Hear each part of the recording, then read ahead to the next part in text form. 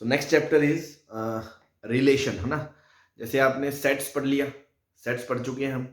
Set से फिर हम रिलेशन में आते हैं और रिलेशन से फिर हम फंक्शन में जाते हैं।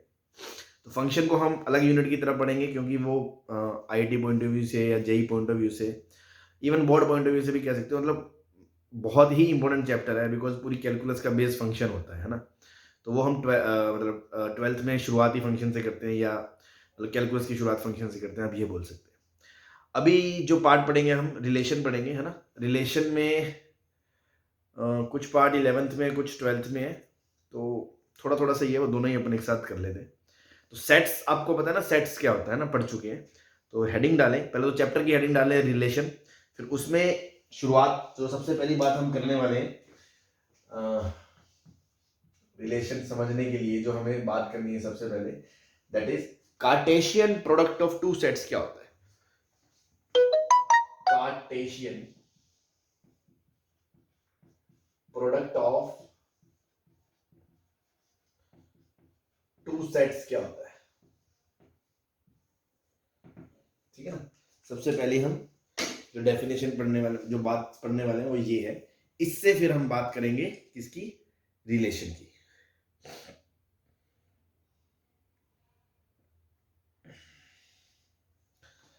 ठीक है। और टू नॉन एम्प्टी सेट्स लिख लो, है ना, non empty sets, because empty set में तो फिर कोई मतलब नहीं है उसका। Cartesian product of two non empty sets A and B क्या होता है। तो देखो, सबसे पहले मान लो एक सेट है ए, ठीक, और एक सेट है आपका मान लो बी। एक सेट है आपका ए और एक सेट है आपका बी। इसमें मान लो तीन एलिमेंट है, ए बी सी, और इसमें मान लो दो एलिमेंट है, 1 और 2। तो पहली बात तो Cartesian product of two sets का जो सिंबल होता है वो होता है A cross B. A cross B, A cross B का मतलब क्या है, ए और बी सेट का कार्टेशियन प्रोडक्ट कर रहे हैं। अब ए क्रॉस, इसका मतलब क्या है कि ये एक सेट है, ये एक सेट होता है जिसके अंदर ऑर्डर्ड पेयर्स होते हैं। क्या होते हैं, ordered pairs, x comma y, such that x belongs to set A and y belongs to set B। क्या आपको मैथमेटिकल डेफिनेशन ये समझ में आ रही है कि A क्रॉस B एक नया सेट है, जिसका मतलब है A और B का कार्टेशियन प्रोडक्ट कर रहे हैं। तो वो जो नया सेट है वो क्या है, उसके अंदर ऑर्डर्ड पेयर्स आएंगे। और वो कौन से ऑर्डर्ड पेयर बनेंगे कैसे, जो पहला एलिमेंट है वो कहां से लिया जाएगा, जो पहले नंबर पे लिखा हुआ है सेट ए से, और दूसरा एलिमेंट जो लिया जाएगा वो कहां से लिया जाएगा, दूसरे सेट से। तो इस तरह जो भी ऑर्डर बन सकते हैं। तो अकॉर्डिंग टू दिस एग्जांपल, पहला एलिमेंट ए ले लिया, ए के साथ दूसरा एलिमेंट 1 ले सकते हो, ए के साथ दूसरा एलिमेंट 2 ले सकते हो, फिर पहला एलिमेंट बी ले लिया, बी के साथ 1 ले सकते हो, फिर बी के साथ 2 ले सकते हो, फिर सी के साथ 1 ले सकते हो, फिर सी के साथ 2 ले सकते हो। इसके अलावा कोई और ऑर्डर्ड पेयर पॉसिबल है, इसको क्या बोलते हैं, ऑर्डर्ड पेयर, पता होगा आपको, है ना। क्यों, ऑर्डर्ड पेयर का मतलब कि 1,2 है या 2,1 है, फर्क पड़ता है इस बात से कि पहले कौन है, इसलिए ऑर्डर्ड पेयर कहा जाता है, ऑर्डर्ड पेयर, है ना। तो इसके अलावा कोई और ऑर्डर्ड पेयर पॉसिबल है नहीं। तो सारे ऑर्डर्ड पेयर्स लिख लिए, सबको रोस्टर फॉर्म में लिखने के लिए क्या करते हैं, कोमा लगा के लिख दिया और करली ब्रेसेस में बंद कर दिया। ये आपकी रोस्टर फॉर्म है और ये आपकी सेट बिल्डर फॉर्म है। तो ये सेट है, A cross B is a set. Now अपन डेफिनेशन लिख सकते हैं, A cross B is a set consisting of ordered pairs such that first element is taken from set A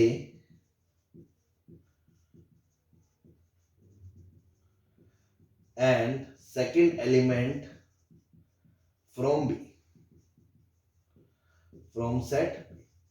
ये अंग्रेजी में लिख दिया, ये set roster set builder form में लिख दिया, ये रोस्टर फॉर्म में खोल के लिख दिया, क्या क्या पॉसिबल है। क्या समझ में आ गया आपको, Cartesian product A cross B क्या है। Yes sir. तो अगर मैं आपसे पूछूं बी क्रॉस ए क्या होगा, तो 1 comma A, 1 comma B, 1 comma C, और 2 comma A, 2 comma B, 2 comma C. Clear? अगर ए क्रॉस ए पूछ ले, मतलब पहला भी ए दूसरा भी ए, मतलब इधर भी ए बी सी, मतलब इधर भी ए बी सी, तो ए के साथ क्या क्या आ सकता है? ए के साथ ए के साथ बी, ए के साथ सी, फिर बी के साथ ए, फिर बी के साथ बी, फिर बी के साथ सी, फिर सी के साथ ए, फिर सी के साथ बी, फिर सी के साथ, ये आ जाएगा।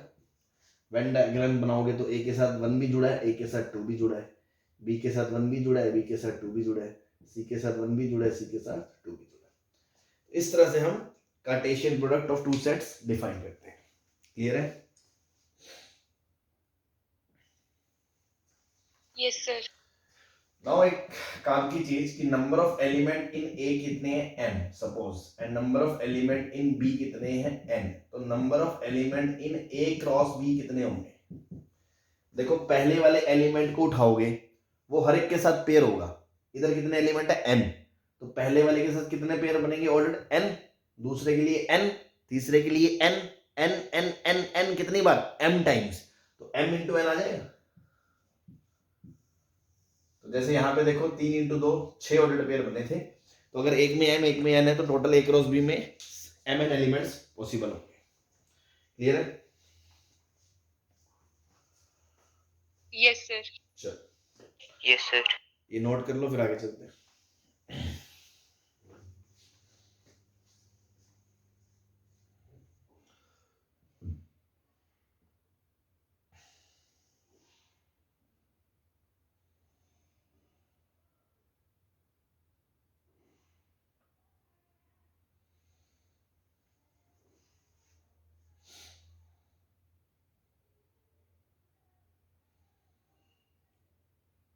चले?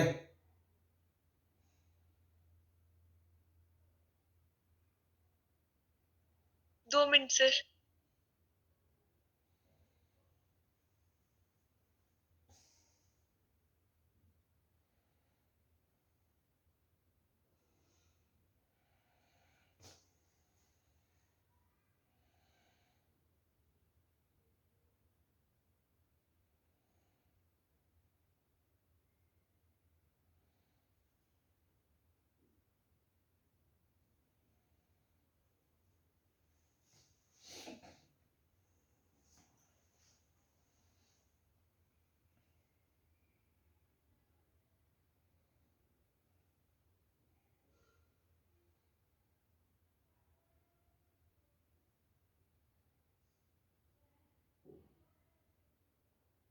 चलिए भाई।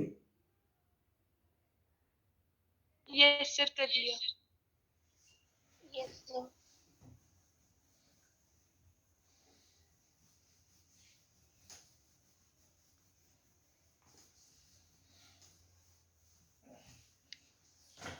Now relation from set A to B, A to set B is a subset of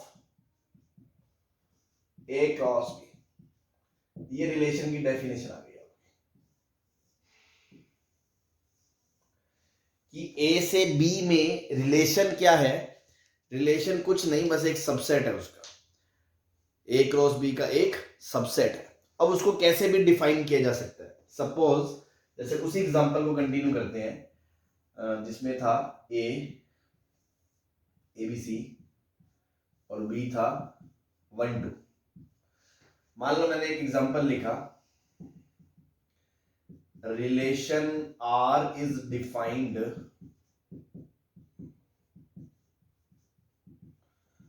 from A to B such that first element is A। First element is a. ठीक है? अब उसने कंस्ट्रेंट लगा दिया क्या कि फर्स्ट एलिमेंट जो होगा ना वो ए में ही होगा। तो एक बात बताओ, ए क्रॉस बी आपने जो लिख रखा था वो क्या था? A, 1, A, 2, B, 1, B, 2, C, 1, C, 2, यही था। अब उसने कहा कि वो वाले ऑर्डर्ड पेयर लेने हैं जिसमें पहला एलिमेंट क्या है, A है, मतलब यही दो एलिमेंट आएंगे, मतलब ऑर्डर्ड पेयर्स आएंगे। तो ये रिलेशन अगर R1 है मान लो, तो रिलेशन R1 को रोस्टर फॉर्म में लिखोगे तो ये आ जाएगा A, 1 एंड A, 2, है यस। तो ये इसका सबसेट नहीं है और ये एक रिलेशन है। ऐसे ही मान लो कल को मैंने दूसरा एग्जांपल ले लिया, मैंने कहा relation R2 is defined from A to B such that second element is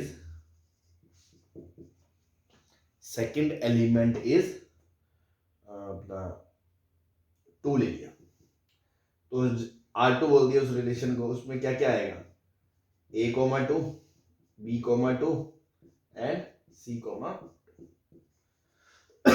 क्या ये बात क्लियर है?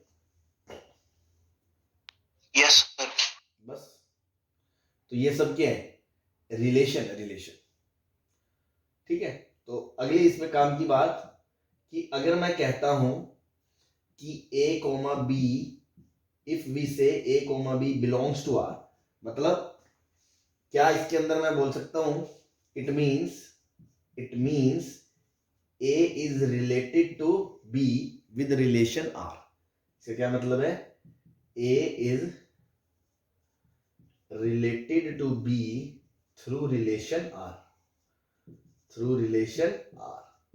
अगर ऐसे लिखते हैं कि A, जैसे हम बोलते नहीं है कि सेट है, मान लो 1, 2, 3, ये मान लो A सेट है, तो मैं बोल सकता हूँ ना 2 बिलोंग्स टू A, बट क्या 4 A के अंदर है, नहीं है, तो 4 डजंट बिलोंग्स टू A। वैसे ही यहाँ पे मैं बोल सकता हूँ A, 1 बिलोंग्स टू R1 है, बट A, 1 R2 के अंदर नहीं है। क्या ये बात समझ में आती है?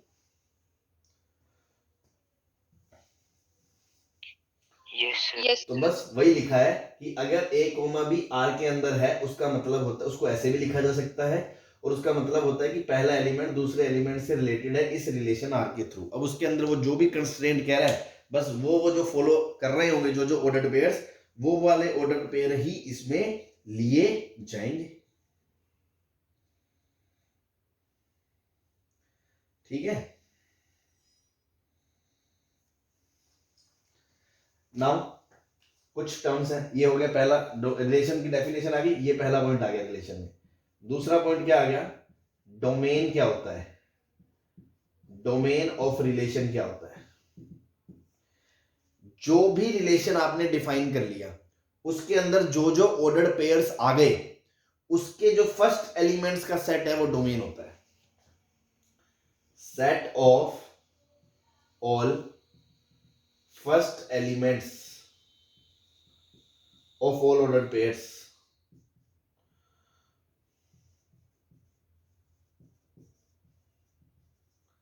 present in a relation R। ठीक है, एक टर्म होता है range of relation. Range of relation क्या होता है, तो जो भी रिलेशन के अंदर ऑर्डर्ड पेयर है उनके सेकंड एलिमेंट्स का set, set of second elements of all ordered pairs present in R। ठीक है जी, और एक टर्म होता है कोडोमेन,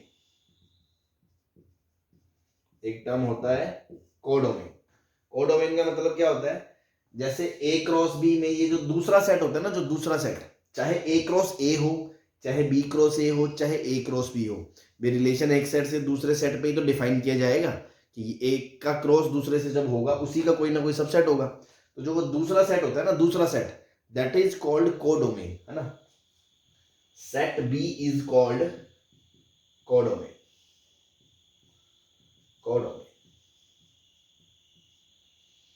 ठीक है, अब जैसे इस एग्जांपल की बात करो, अगर मैं इस एग्जांपल का यहां पे लिखना चाहूं डोमेन, एग्जांपल इसी के अंदर मैं डोमेन बात करना चाहूं, डोमेन ऑफ R1 क्या है, तो डोमेन ऑफ R1 मतलब R1 के अंदर जो जो ऑर्डर्ड पेयर है उनके फर्स्ट एलिमेंट का सेट, तो सिर्फ A है, तो क्या मैं ये बोल सकता हूँ डोमेन ऑफ R1 सिर्फ A है?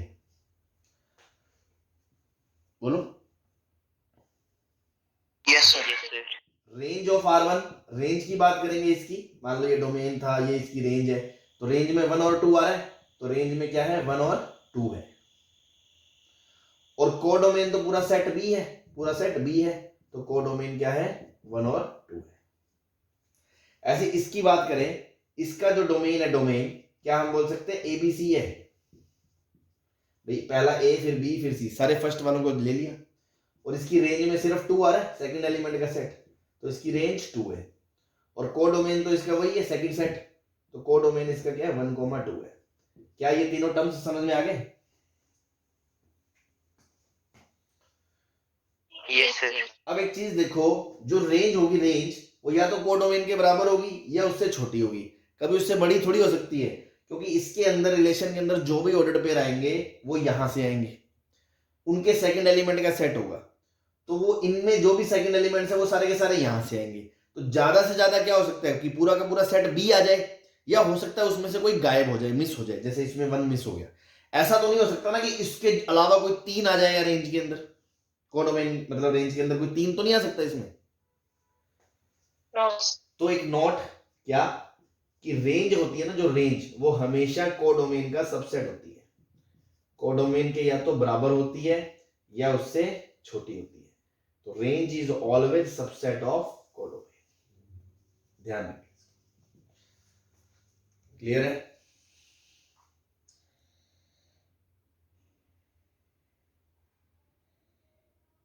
हाँ जी। Yes, sir.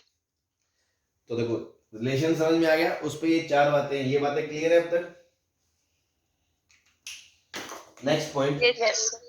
Point number 5, number of relations की बात करें, number of relations from set A to B। तो देखो कैसे पता करेंगे, मतलब टोटल कितने रिलेशन पॉसिबल हो सकते हैं। मान लो सेट A के अंदर m एलिमेंट है, number of element in A है m, और सेट B के अंदर number of element in B है n, तो relation from A to B है ना, मैक्सिमम कितने हो सकते हैं। एक बात बताओ, अभी हमने रिलेशन की डेफिनेशन क्या पढ़ी कि A क्रॉस B का एक सबसेट है, और इससे पहले हम क्या पढ़ के आए थे कि number of element in A cross B कितने हैं mn। हाँ जी, ये पता है, ये पता Yes, है, sir. ये पता है, और हमें ये भी पता है क्योंकि relation is subset of A cross B। तो आपने सेट्स में एक चीज पढ़ी होगी कि अगर किसी सेट में n एलिमेंट है तो उसके 2 की पावर n सबसेट्स होते हैं। कैसे? मान लो किसी के अंदर 1, 2, 3 है, तो जो भी मैं सेट अब लूंगा उसके अंदर मैं 1 को लूंगा या नहीं लूंगा, 2 ऑप्शन, 2 को लूंगा या नहीं लूंगा, 2 ऑप्शन, 3 को लूंगा या नहीं लूंगा, 2 ऑप्शन, तो 2 की पावर 3। तो ऐसे ही अगर किसी सेट के अंदर n एलिमेंट है तो उसके टोटल कितने सबसेट्स पॉसिबल होते हैं, 2 की पावर n होते हैं, ये आपको पता है? Yes, sir. तो इसके कितने सबसेट्स पॉसिबल होंगे, 2 की पावर mn, क्योंकि इसमें कितने एलिमेंट है mn, तो relation is subset of A cross B, इसलिए नंबर ऑफ रिलेशंस कितने होंगे 2 की पावर m इंटू n, ये फॉर्मूला। मतलब अगर A सेट में 3 एलिमेंट है, इसमें 2 एलिमेंट है, तो 3 इंटू 2 6, 2 की पावर 6, इससे ज्यादा रिलेशन इसमें बनाए नहीं जा सकते, ठीक है ना। इतने ही अलग अलग तरह की जो सबसेट्स बनाओगे तो 2 की पावर 6 ही बन सकते हैं, उससे ज्यादा नहीं बन सकते, वो आपको बात क्लियर है ना? Yes, sir. ठीक। और अगर मान लो ये तो इसमें A से B है, मोस्ट ऑफ द क्वेश्चंस में 2 सेट नहीं दिए जाएंगे, वो तो ये बोलेगा relation is defined on the set of natural number, relation is defined on the set A के अंदर 10 एलिमेंट है, मतलब एक ही सेट दिया जाता है। Relation is defined on A मतलब A क्रॉस A, ठीक है ना। अगर relation is defined from A on A, इसका मतलब होता है A क्रॉस A, तो अगर मैं बोलूं number of relations defined on set A का मतलब क्या है, number of relation from A to A, तो answer number of A cross A में कितने एलिमेंट आ जाएंगे भाई ए में अगर n एलिमेंट है, मान लो नंबर ऑफ ए के अंदर n एलिमेंट है, तो number of A cross A में कितने हो जाएंगे, n into n, n square. तो रिलेशंस कितने हो जाएंगे, 2 की पावर n स्क्वायर। ठीक है भाई, ए से बी में रिलेशन डिफाइन कर रहे हैं, ए में m है, उसमें n है, तो ए क्रॉस बी में mn एलिमेंट है, तो उसके टोटल सबसेट 2 की पावर mn। ए से ए में डिफाइन कर रहे हैं, तो ए में n है, तो ए में n है, ए क्रॉस ए में n स्क्वायर है, तो 2 की पावर n स्क्वायर सबसेट्स होंगे उसके। सही है, Yes. बस सिंपल सी बात। नेक्स्ट एक टर्म है वॉइड रिलेशन या एम्प्टी रिलेशन। ऑब्वियसली जो रिलेशन क्या हो, फाई हो। भाई इसका एक सबसेट फाई भी तो होगा, व्हेन r इज बराबर फाई। जैसे इसमें एग्जांपल लिखो, इसी सेट में मैंने एग्जांपल बोला कि relation is defined from a to b such that first element is f। तो क्या इसके अंदर कोई भी ऐसा ऑर्डर पेयर है जिसका फर्स्ट एलिमेंट f है?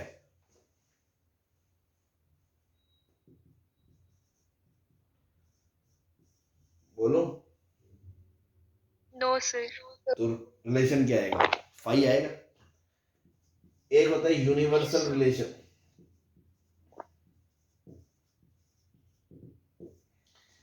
यूनिवर्सल रिलेशन मतलब सारा का सारा ए क्रॉस बी पूरा का पूरा सेट आ जाए। तो व्हेन r बराबर पूरा का पूरा ए क्रॉस बी। जैसे इसी में मैं बोल दूं कि जिसका फर्स्ट एलिमेंट या तो ए है या बी है या सी है, तो सारा का सारा उठ के आ जाएगा, तो पूरा का पूरा रिलेशन किसके बराबर हो जाएगा, ये a1 a,2 b,1 b,2 c,1 c,2। तो every set is subset of itself, तो इसका एक सबसेट खुद भी होगा, तो ये भी एक रिलेशन पॉसिबल होगा। तो ये जो 2 की पावर mn रिलेशन है, या इस एग्जांपल में 2 की पावर 6 जो रिलेशन आएंगे, है ना, 64 रिलेशन जो आएंगे, वो 64 में से एक ये होगा, एक ये होगा। इसका स्पेशल नाम है एम्प्टी, इसका स्पेशल नाम है यूनिवर्स रिलेशन। क्लियर है?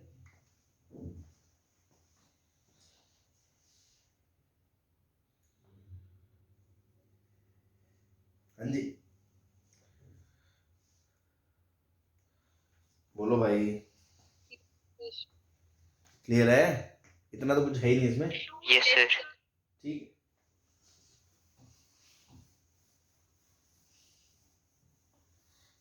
है, एक टर्म और है इसमें, इनवर्स रिलेशन। दोबारा इधर से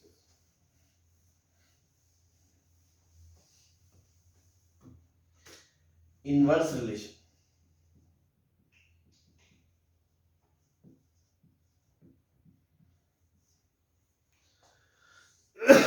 जैसे मान लो ये ए था, ये बी था, है ना, ये ए बी सी था, ये 1 2 था।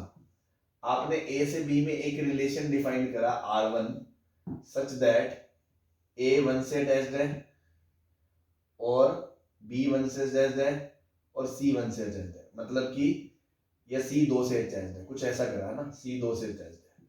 मतलब कि रिलेशन जो था R1 वो क्या था, A,1 B,1 एंड C,2।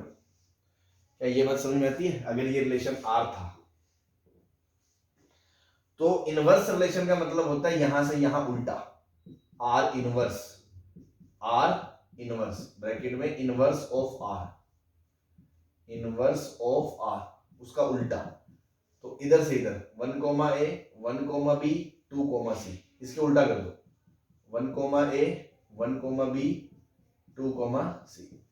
तो बस सिंपल सी बात है, उसका उल्टा कर दो। तो अगर कोई भी रिलेशन पता है तो उसका इनवर्स रिलेशन पता है हमें ऑर्डर्ड पेयर के टर्म्स में। Yes, sir. तो इसमें क्या खासियत है कि जो डोमेन ऑफ R इनवर्स होगा वो तो रेंज ऑफ R होता है, और जो रेंज ऑफ R इनवर्स होगा वो डोमेन ऑफ R होता है। भाई इसका डोमेन क्या है, ABC, और इसकी रेंज क्या है 1, 2।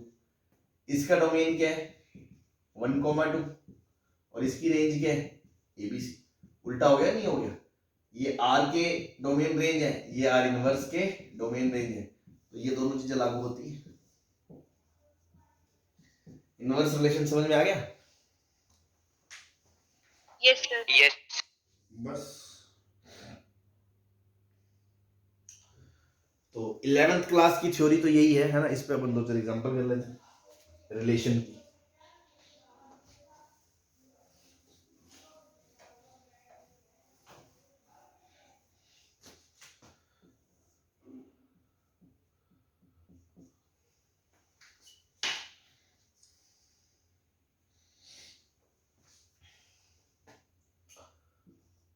रिलेशन ऑन द सेट ए, मैंने अभी बताया था ऑन द सेट ए का मतलब सिर्फ वो ए क्रॉस ए का सबसेट होगा, ठीक है ना? जब तक दो सेट नहीं दिए, एक ही सेट दिया मतलब वो ए क्रॉस ए का सबसेट होगा। तो relation on the set A दे रखा है set of X such that mod x is less than 3 and x belongs to z। ये आपने सेट्स पढ़ रखा है तो आपको ये पढ़ना आना चाहिए।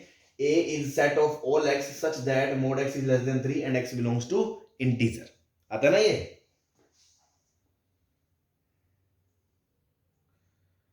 हाँ जी, Yes, sir. Yes, sir. where z is set of integers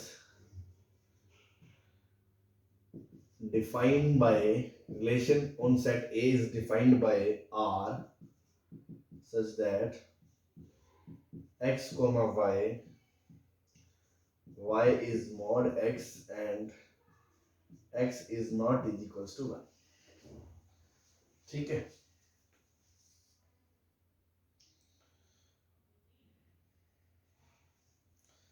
बस। अब उसने क्या क्या पूछा है आपसे? फाइंड आर, दूसरा डोमेन ऑफ आर, तीसरा रेंज ऑफ आर, चौथा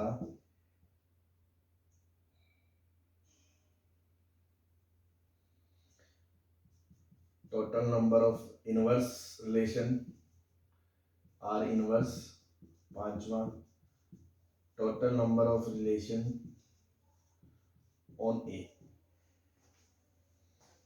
ठीक है जी, ये सब आपसे पूछे तो बहुत आसान है। देखो ये सेट आपको समझ में आता है। ए क्या है? अगर इसको सॉल्व करेंगे सॉल्यूशन इसका, तो ए क्या है? ए एक्स मोड एक्स 3 से छोटा, मतलब एक्स माइनस 3 से 3 के बीच, और उसके भी इंटीजर चाहिए, तो एक्स क्या आएगा? -2 -1 0 1 और 2। क्या ये 5 एलिमेंट ही आएंगे? Yes, sir. अब उसमें भी आपको जो रिलेशन डिफाइन करना है वो इस प्रकार करना है कि y बराबर mod x हो। तो देखो पहले इसमें x रखा, x को रखा -2। आप टेबल बनाओ एक तरह से, मतलब अभी शुरू में ऐसे टेबल बनाना है, बाकी तो आप वैसे ही कर लिया करोगे। अगर x की जगह -2 रखा, -2 रखा तो y की जगह कितना आएगा? 2। x की जगह -1 रखा, -1 रखते ही y कितना आएगा? 1। x की जगह 0 रखा तो y कितना आएगा? 0। x की जगह 1 नहीं रख सकते क्योंकि उसने मना कर दिया कि इसके अंदर x 1 नहीं हो सकता। ठीक है, इसको हटा दो। x की जगह 2 रखा तो y कितना आ गया? 2। तो क्या आपका रिलेशन r आ गया? r -2, 2 -1, 1 0, 0 2, 2। बोलो Yes, sir. भाई, यहां से जो भी y आएगा, y और x वो इस सेट के अंदर होने चाहिए। कल को मान लो यहां से 3 आ जाता, वो 3 इसके अंदर जब नहीं है तो वो भी पेयर रिजेक्ट हो जाता। बट ये सारे के सारे एलिमेंट x y इसके अंदर है, क्योंकि x भी a से बिलोंग करेगा, y भी a से बिलोंग करेगा, तो ये सारे के सारे ऑर्डर पेयर पॉसिबल है। तो बस ये 4 आ गए, तो रिलेशन r आ गया। डोमेन क्या आ गया? पहले सेट का एलिमेंट -2 -1 0 2। रेंज ऑफ r क्या आ गया? सेकंड का एलिमेंट 0 1 और 2। इनवर्स रिलेशन क्या आ गया? उसका उल्टा कर दो, तो 2, -2 1, -1 0, 0 2, 2।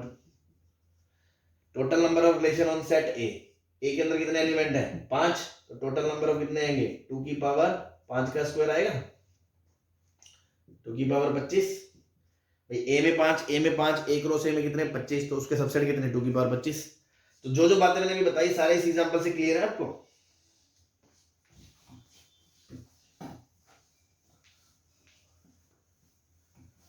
बोलो। Yes, sir. बस तो देखो Yes, sir. अगर वो आपको समझ में आ गया ये एग्जांपल, तो इस तरह से अब तो मैथ्स मतलब यहाँ पे कोई सेट लगा दे, क्वालिटी लगा दे, कुछ भी कर दे, वो एक अलग बात है। सेट रिलेशन की थ्योरी तो यही है। एक दो क्वेश्चन और कर लेते हैं। Let set A and B be two sets. Let A and B be two sets contains 2 and 4 element respectively, then number of relation from A to B having 3 or more ordered pairs.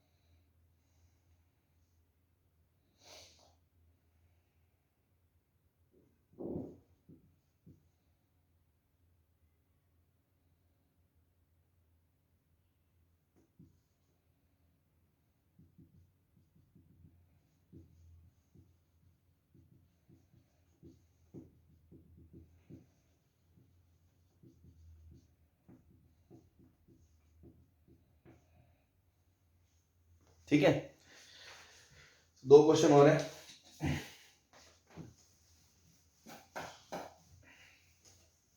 देखो इसमें क्या है, ए और B में कितने, ए में कितने element है 2, बी में कितने 4, तो ए क्रॉस बी में कितने हो गए 8। अब इससे रिलेशन बनेगा इन 8 से। ए से बी में रिलेशन डिफाइन करना है, क्या चाहता है वो 3 या 3 से ज्यादा एलिमेंट हो। तो हम क्या क्या बोल सकते हैं, पीएनसी आपने पढ़ लिया, तो या तो आप क्या बोलोगे, रिलेशन के अंदर कितने एलिमेंट हो, 3 एलिमेंट हो, या 4 हो, या 5 हो, या 6 हो, या 7 हो, या 8 हो। 8 से ज्यादा तो हो ही नहीं सकते number of element in relations. बोलो। Yes, sir. तो 3 हो तो कौन से 3 हो, 8C3, 4 हो तो कौन से हो, 8C4, फिर 8C5, 8C6, 8C7, 8C8, बस इन सबको जोड़ दो। तो इसको आप ऐसे भी लिख सकते हो, 2 की पावर 8 में से वो घटा दो, क्या 8C0 plus 8C1 plus 8C2, ये आपका आंसर आ जाएगा। क्लियर है भाई? कितने ऐसे हो गया ना रिलेशन पॉसिबल है जिसमें या तो 3 एलिमेंट हो, या 4 हो, या 5 हो, या 6 हो, या 7 हो, तो सबको जोड़ के अलग अलग आंसर कर दिया हमने। क्लियर? पीएनसी का क्वेश्चन था। Yes, sir. नाउ ए एक सेट है शुरू के 10 नेचुरल नंबर्स का, 1 2 3 4 5 6 7 8 9 10, एंड आर भी A set on relation R such that, एक ऑर्डर्ड पेयर है, दोनों ए में है, ये रिलेशन होल्ड करना चाहिए। लेकिन यहां से जो एक्स और वाई आने चाहिए वो ए में होने भी चाहिए, क्योंकि आप रिलेशन ए से ए में डिफाइन कर रहे हो। तो इसको चेक करो, तो देखो यहां से क्या आ गया, 2y बराबर 10 माइनस एक्स, तो y बराबर 10 माइनस एक्स बाई 2 आ गया। अब आप हिट एंड ट्रायल से शुरू करो भरना, x और y, x की जगह 1 रखा, तो 10 माइनस 1 9 बाई 2, क्या 9 बाई 2 इसके अंदर है, तो ये अलाउड नहीं है। x की जगह 2 रखा, तो 10 माइनस 2 8 बटा 2 4 आएगा, वो अलाउड है, तो ये सही है। फिर 3 नहीं होगा, 3 रखने पे 7 बटा 2 आएगा, वो नहीं आएगा। फिर 4 रखोगे, 10 माइनस 4 6 बटा 2 3 आएगा, वो सही है। फिर 5 नहीं होगा, फिर 6 रखोगे तो 4 2 आएगा। फिर 8 रखोगे, फिर 10 माइनस 2 बटा 2 1 आएगा। फिर 10 रखोगे तो 0 आएगा, वो भी अलाउड नहीं है। फिर 12 रखोगे तो माइनस 1 आएगा, वो भी अलाउड नहीं है। कुल मिला के बस 4 ही ये एलिमेंट आएंगे ऑर्डर पेयर इसके अंदर। क्या ये बात समझ गया? ठीक, तो बस रिलेशन के अंदर ये 4 एलिमेंट्स आएंगे, ऑर्डर पेयर्स आएंगे, क्या 2, 4, 4, 3, 6, 2 एंड 8, 1। तो डोमेन आ गया 2 4 6 8, रेंज आ गया 1 2 3 4 सेकंड एलिमेंट्स का, और इनवर्स में क्या करना, उल्टा कर दो 4,2 3,4 2,6 एंड 1,8। ठीक है, बस ये आपका रिलेशन हो गया 11th क्लास का पार्ट। ठीक है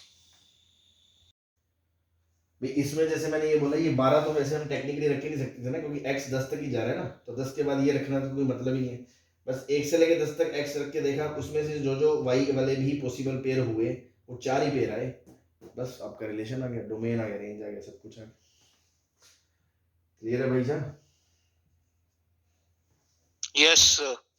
ठीक है, तो ये यहाँ तक का जो पार्ट है वो आपका 11th एनसीईआरटी में आता है ना, रिलेशन का।